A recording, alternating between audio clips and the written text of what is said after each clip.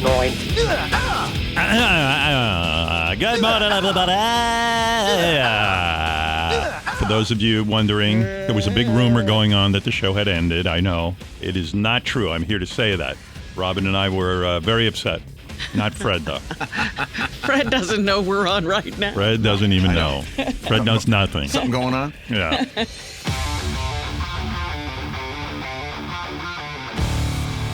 At the funniest morning, I was talking to JD, and I heard somehow it's very, you got to ask JD 10 times what's going on, but he was explaining to me that Richard had invited him to a Swedish death metal concert.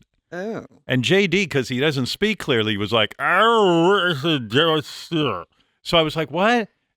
And then I got, it took me a while to figure out that he was invited, but then according to Richard at these Swedish death metal concerts, a lot of the audience gets into a thing that looks like one of those old ships where they chain you and then they make you row. Really? And Richard was really excited to get JD in the boat to simulate rowing a boat. Can you imagine how long it took me? JD, do I have that right? I mean, it's basically right. There's this band, I forget, I think it's Amon Amarth. They have these cool visuals on stage. And I said, maybe I'll go. And then it turned into, I'm definitely going, and I'm definitely doing this rowing thing. I'm like, I didn't agree to all that. See, you didn't understand anything he said. I don't know what the band's name is. Right. I don't know what just happened. Can you tell that same story again until we understand it? Make it like Groundhog Day, where you just keep saying the same thing over and over again. Richard, there's a band called Amon Amarth. I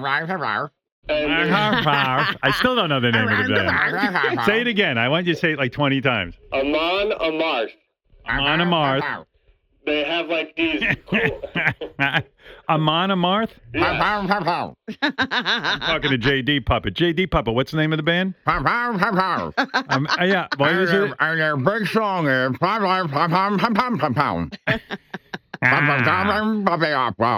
And they hang him up like a Viking. I just figured it out. I didn't know why he invited you to a Swedish heavy metal concert.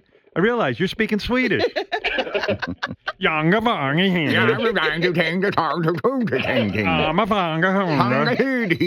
concert you going to? Richard's really excited to get JD to row this boat. I don't even understand what happens. In other words, the audience sits in a boat. So there's no boat in the crowd. The boat is on stage. I see. A Viking ship, because they sing about Viking stuff. Right. The crowd sits on the floor. Right. And pretends to row. And they're all in a row, and it looks cool as hell. Oh, this fucking song rules. Twilight of the Thunder God. Is this your favorite? Oh, my God. Favorite. I'm fucking getting chills right now. Am I on the floor for this? What's that, JD Puppet? Are you rowing? I'm on the floor for this. Yeah, you're on the floor rowing. On floor. Move those little puppet arms. Row. Yeah, move those arms, Fred. Why do you want to get him on the floor rowing? Oh, it's a blast. Is it? Oh, listen when Johan comes in and sings. It's so Just wait till Johan. Oh, this is Johan? Yep. It's good. The serpent rises from the waves. He knows all the words. JD, go. JD Puppet, you sing it.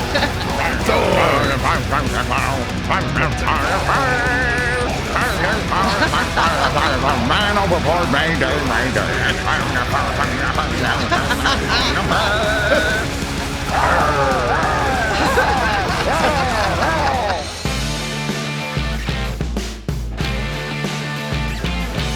What was the show that you were in? I was in a play called One Man, Two Governors.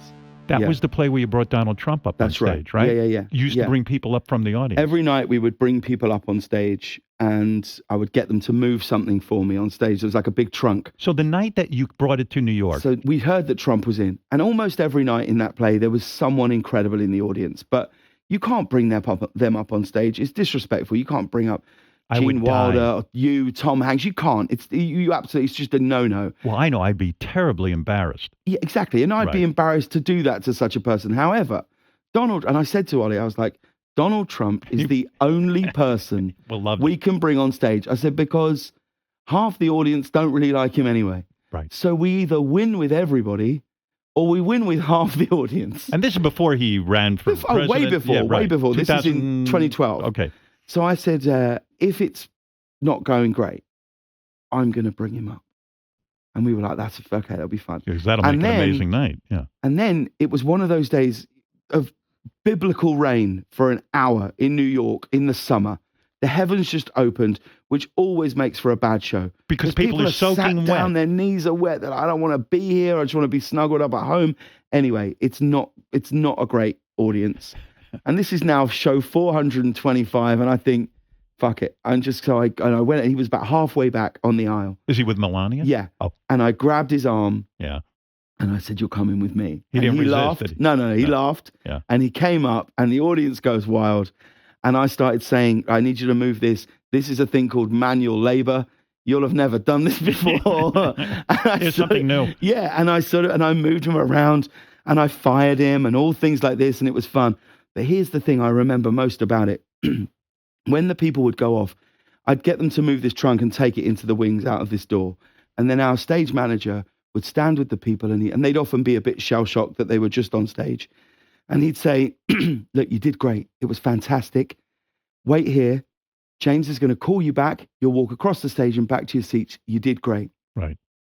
And I said to our stage manager, I said, what was he like in the wings? And I shit you not, I promise you this was the response.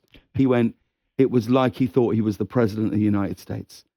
He went round shaking everybody's hand in the wings, but not in a genuine way, this is a big deal for you. Yeah. This is a big deal for you. You're getting to shake my hand. Yeah. But no one had ever done that. No. And you can't argue with the charisma of the man because, to his credit, he goes up and people are laughing. By the end, huge cheer because what a great sport, you know? So in a sense, he won over the audience that night at the show. I think he did. And also I think the audience felt like, oh, what a treat, you know, that they saw something that they knew was special, real, that wasn't, you know what I mean? And also he wasn't running to be the president of the United States. He was the host of The Apprentice.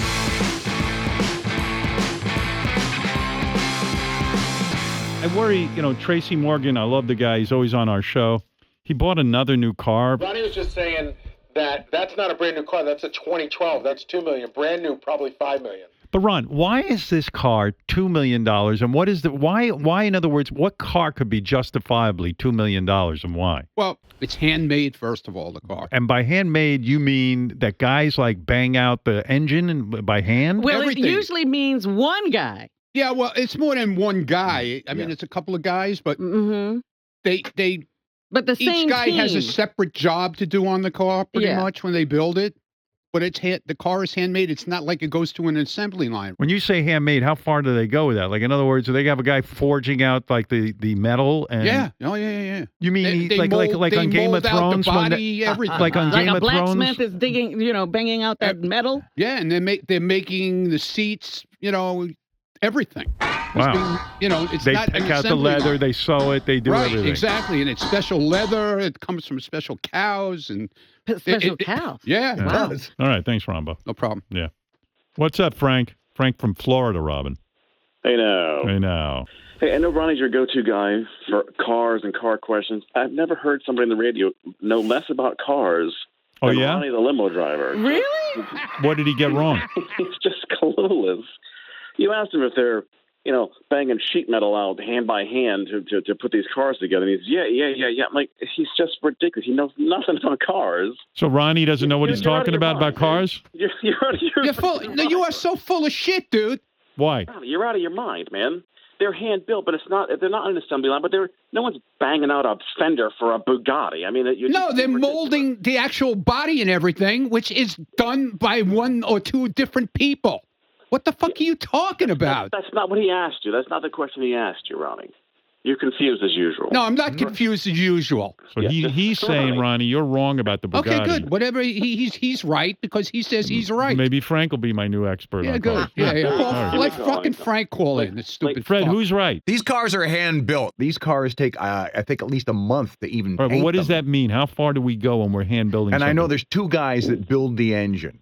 And they probably do it. But they're not Game of Thrones making a sword. They're not forging this stuff. I never said they were forging the they're metal. assembling it by hand, which means they probably have put wrenches on it and they're torquing it down. It's not a machine that's doing that. Correct. And that's what I said, moron. No, that's not what you said. That's what I said, fuckface. The guy was banging out a fender. No, I didn't say that, asshole. I said they molded the body. They mold out the body. You jerk off. Do not. Yes, they do. Yes, they do. They got a rubber tree plant in the backyard where they grow the tires. How is the body made then, moron? The bodies are made all the same. No, they're not. No, they're not. No. Not on those cars. Not one car is exactly the same. They're you not, jerk. They absolutely are. No, they're not. Like a bigger idiot. They do too, Ronnie. Yeah, raw, they absolutely do. Yeah, go fuck yourself. You don't know nothing. Do you know the guys who build the car? Yeah, do you know the guys who build the car? Yeah, one guy's name is Boo, and the other guy's name is Gotti. Get it? Boo Gotti. Why did JD cancel your car show, dude? This was the most fun thing ever. I have no idea. Do you want to take away Ronnie's show permanently? You can't do it. There's Ronnie. Look him in the eye and cancel the fucking show. Then. I'm sorry, Ronnie. Sorry what? You know what the show means to Ronnie. Sorry what? Show's canceled. Okay. All right. He should have kept this going. Because JD doesn't know what he's fucking talking about. You have to ask JD. JD put the hammer down and had no problem with it. It was more other people on that show. There wasn't a lot of arguing like this. In other words, all that other bullshit you could do without the fights you like. It was more informative than, debating. Yeah, I wouldn't want to hear that either. Right. Didn't you call it, quote, the most boringest show ever? I fell asleep a couple times. Can you revamp the show and bring it back? You know what it is? I think he needs me there with him to just keep him on track with arguing. And then he needs Fred there as Fred Ronnie. You know what I mean? Well, now it's a whole production. Yeah. One's a race car, you fucker. Maybe what I'm thinking of doing is, now that the company owns Pandora, I might do an hour podcast. It's me and Ronnie and the Fred Ronnie, and we just take car questions. That's a show. Would you listen to that? Absolutely.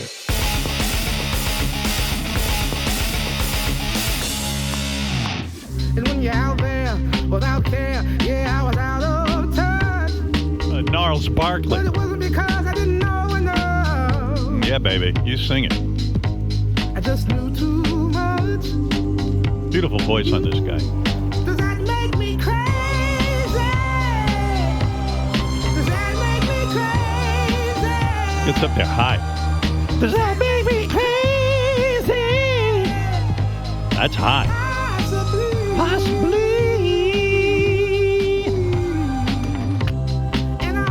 Man. What's that guy's name again? He was a judge on The Voice or something. Oh, Bruno. No. The guy from Gnarls Barkley. Yeah. No. Yeah, CeeLo. CeeLo Green? CeeLo Green, yeah. Who do you? That's his singing, right? Yeah. Yeah. Ha ha ha. You really think you're in control? Let's see if I can get up there. I think you're crazy. I think you're crazy. I think you're crazy. Just like me.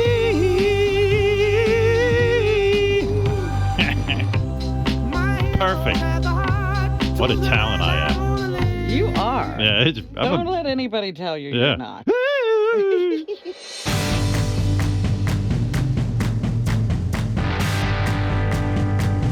What I was curious about with Carpool Karaoke is you wouldn't answer who the best Carpool Karaoke guest was. Isn't that true? You, in other words, you avoided saying who the very best was. Well, it's not I could say who my favorite was. Yeah. My favorite for sure. Paul McCartney. Yeah. You know, I understand why the Paul McCartney one would be your.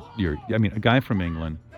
You probably worship the Beatles as much as I do. Yeah. It's just mind blowing that you're sitting there doing "Let It Be" in Liverpool. In Liverpool. Yeah. With Paul McCartney, you cried.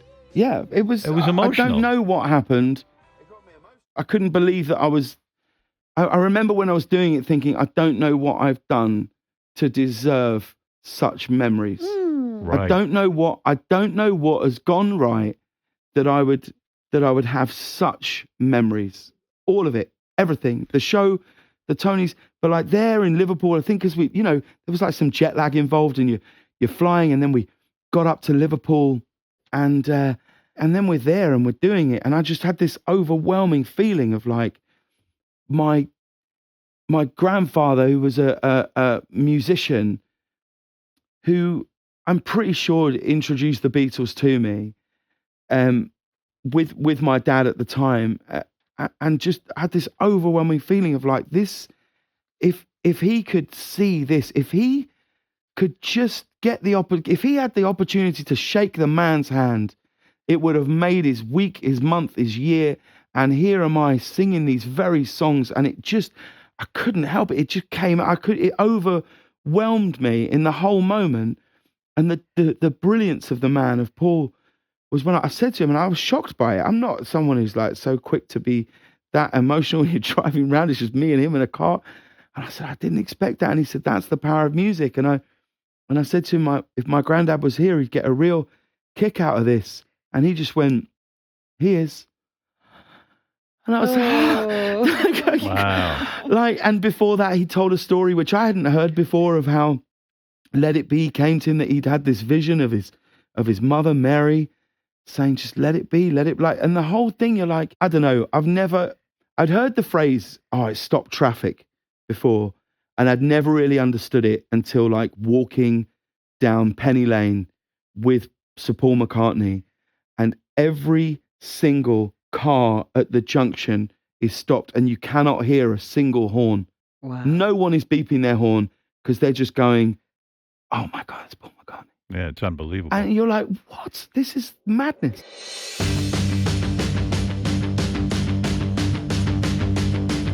Hi, Sean. You're on the air. They're giving me a radio show, a nightly talk show. I would love for you to share with me any sort of wisdom. This is the first time I'm going on the air. You know, I should have offered him JD Ooh. for the first show, because JD's gold. Whatever you need. Whatever he needs, whatever. Because imagine when you get on with this guy. JD, I understand you work for the Howard Stern Show. I really run from Tom. How'd you get that job? Some way. My ratings are going through the roof. People can't believe what they're hearing. If you don't mind me asking, I don't know you that well, but is it true you spend $10,000 on webcam girls? What do you think? Is that a home run or what? This is brilliant. Yeah. This is great. JD, I can't wait to talk to you tonight, man. Yeah. 3 years I didn't wash my sheets. Yeah, all you got to do is say, how is it for 3 years you didn't wash your sheets? Tell him the story. Here, Sean, when he's a guest on your show, ask him, didn't mice chew through your pants in the closet? They ate my fur. Yeah, tell me about the mice chewing through your pants, JD. I had clothes on I had a suit that laid on the floor a little too long, and I didn't know my apartment had mice. And I picked up my suit, and I got it. Dude, if you want to do a comedy show, here's your guy. Yeah, I mean, who lays their suit on the floor? I don't know. Hangers in a closet. And then cockroaches stole my couch. Oh, here's a good one, Sean. Just say to him. So, real JD. Why did you reveal your engagement on Twitter instead of on Howard Stern Show? You work for the Howard Stern Show, and you gave that exclusive to Twitter. Go ahead. Oh, you want me to say this now? Yeah, I'm the team. No, why don't you wait for tomorrow's show? I guess I was excited, and I thought I would tell the story on the air the next day. But, whatever. Isn't that great? That's radio gold, my friend. Whatever.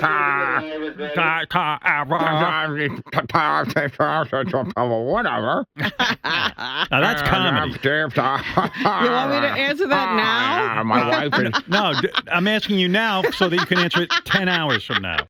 Oh, you know what, Sean? Interview him about when JD said Seinfeld was Letterman's best guest and not me. He tweeted that out. I never said that. Yeah, you did.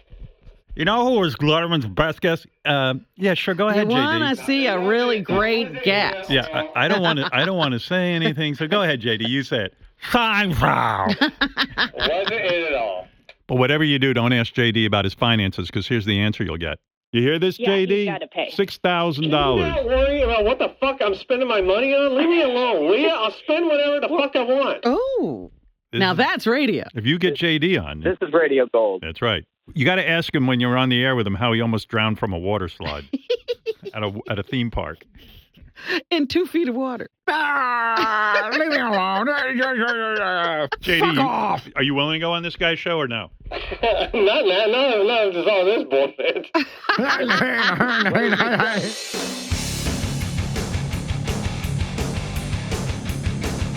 Chris used to be really good friends with Ralph. Now they're going at each other over social media.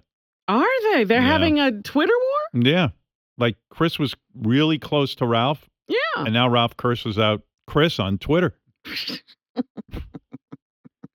That's so ridiculous. Chris wrote, "Whatever I said, Ralph, sounds like it really stuck with you." And then Ralph wrote, "Turncoat." Chris wrote, "For the record, all I said was we went to a bad restaurant. This is vicious." Ralph goes, "Thanks for commenting, dummy, but not really.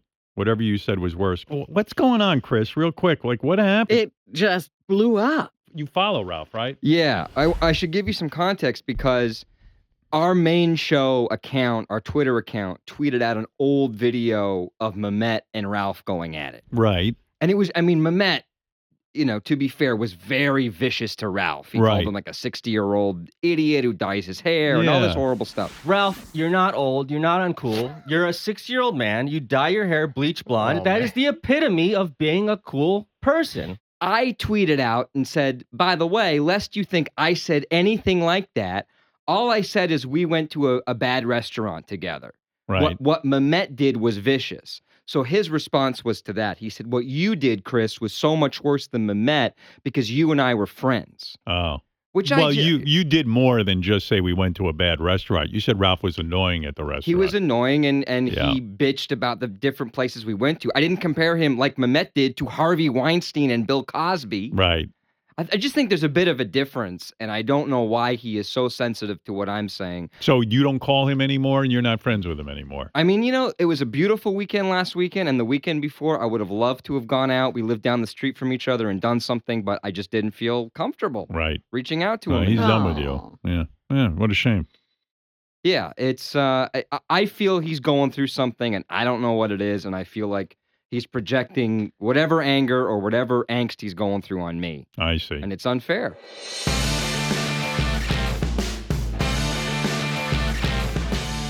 The guy on Jeopardy lost. And what's his name? Holzhauer. Yeah, James Hausenhauer. No, Holzhauer. James Holzenfauer. Hassenpfeffer. James Hasselhoff. So, first of all, Richard's such a weirdo. Richard Christie, who works for us, he cried when the guy lost. He's got problems. He's so weird. He doesn't know this man. Will came to me and he said, Richard's going around scratching his bald head and he's like making a hole in it. And then it turns out Richard had a spider crawling on him and thought it would be interesting to see the spider crawl on him. And then he lost track of the spider. And now he goes, I know the spider's not on my head, but I keep feeling like it is, and I keep scratching my head. First of all, A, he was crying during Jeopardy, and B, he allowed a spider to crawl on him. Tell that story. Last night a spider was crawling across my shirt. And you were like, hey, I just want him to crawl on me for a while. Yeah, I didn't bother him. I was just kind of looking at it. I was like, I'm not scared of spiders. I am. I would have freaked out. And then it just crawled, it went inside my shirt, and then I couldn't find it. And now you think it's on your head. It's probably in my mind that I'm like now a little weirded out you're feeling. Why didn't you just shower and get rid of the whole? Oh no, that would be too easy. I will eventually. Yeah, you're scratching your head again. Yeah, because you feel the spider on you. It's in my mind, I imagine, but it could be on me still. Are you sure it was a real spider? Yeah, it was definitely real. Yeah. But how big a spider? It's probably eating the other bugs that are on me, so that's good. Yeah, but I mean, it's really weird. It's You're like such a good food source. It's like you're in a horror movie. And why did you cry when the guy on Jeopardy lost? My God, my wife and I both, we were like... You guys found each other. Oh, we love James. Like, he's like the freaking Michael Jordan of Jeopardy. And yeah, but he's not, because he didn't get the record. He didn't get the record. 70,000 shy. Tell Robin Ken Jennings is the Michael Jordan. He's the LeBron then. Yeah, but tell Robin your theory. See, everyone's running around with a theory about this guy, and I just think he lost. This is a guy who watches bugs crawl across his shirt. I know, but... Do I care about his theories? There's so many things that ran through my head because it's like so weird that he would lose right before he beat Ken Jennings. You were the one who put out the theory that he didn't want to beat Ken Jennings. I might have. You don't remember that? So many things have gone through his mind, including a spider. Exactly. I hear a new theory every second, and I'm like, okay, that could be true. But what is it, Gary? This morning in our meeting, you said he wanted to lose because he was tired and he didn't want to beat Ken Jennings' record. Well, no, I said I had heard people say that maybe he was tired and wanted to go home. And Well, I said, John- well, maybe he could be. Oh, yeah. so you What just take people said that, Richard? On the internet. Oh, there's. my God, there's so many theories. John Hines' theory, though. John Hine has a theory, too. Yeah, I know. he has a I know. theory. He just watched TV. You got to have a theory. That Jeopardy rigged it so that they knew that this woman was a really excellent player. Yes. So they held her back from playing until this guy was about to beat Ken Jennings' Why record. don't they want him to beat Ken Jennings? What is their attachment to Ken?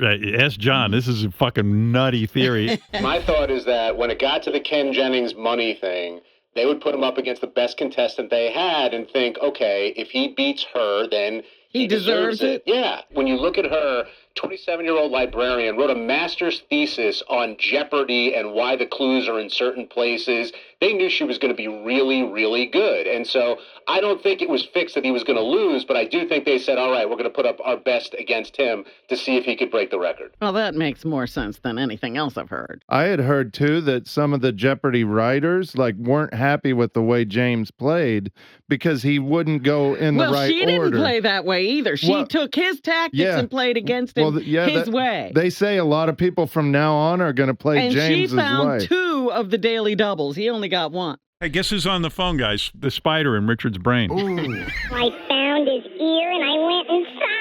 Oh, so he went in through your ear and now he's in your head. I'm going to lay my eggs. It's the perfect spot. He's got nothing going on.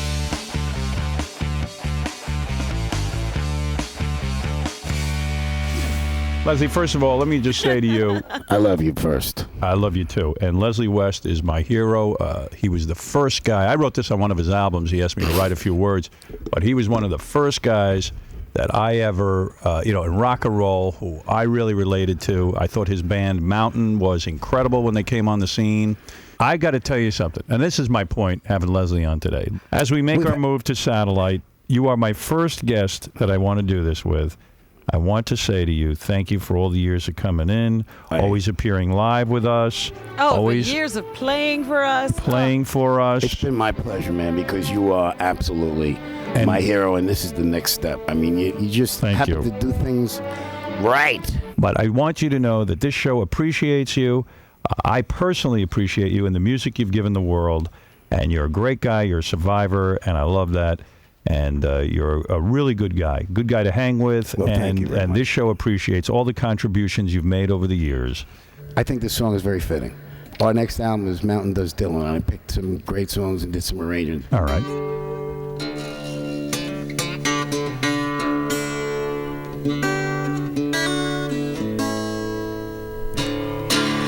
How many roads must a man walk down before they call him man? How many seas must a white dove sail before she sleeps in the sand? How many times must cannonballs fly before they're forever banned? The answer, my friend, blown in the wind. The answer is blowing in the wind. The answer, my friend, is blown in the wind. The answer is blown in the wind.